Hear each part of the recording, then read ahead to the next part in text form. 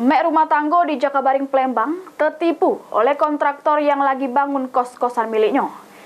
Mengalami kerugian mencapai 150 juta lebih, korban ngadu ke SPKT Polda Sumsel.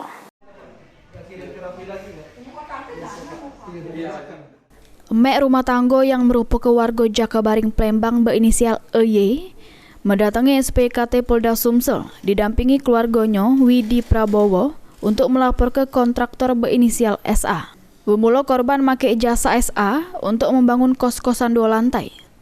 Sejak 2 bulan yang lalu, juru tahap pembangunan, kontraktor itu minta duit sebesar 150 juta lebih dengan alasan untuk membeli sejumlah bahan bangunan. Pas di cross-check, ternyata bahan bangunan tersebut fiktif dengan nota yang sudah dipalsukannya. Bukan cuma nipu itu baik, bahkan gaji pegawainya pun dilarikannya. Pelapor sudah mendatangi ke rumah terlapor, namun keluarga terlapor lepas tangan sehingga memilih jalur hukum. Gaji pekerjanya kan. Lari.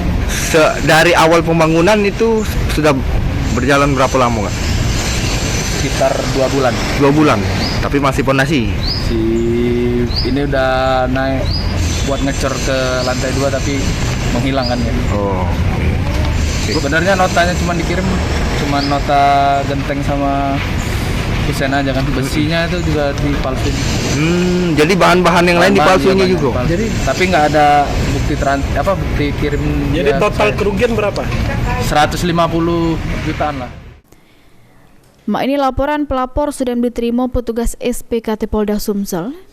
Selanjutnya bakal ditindaklanjuti dengan melakukan penyelidikan dari laporan tersebut. Mulyadi, PAL TV.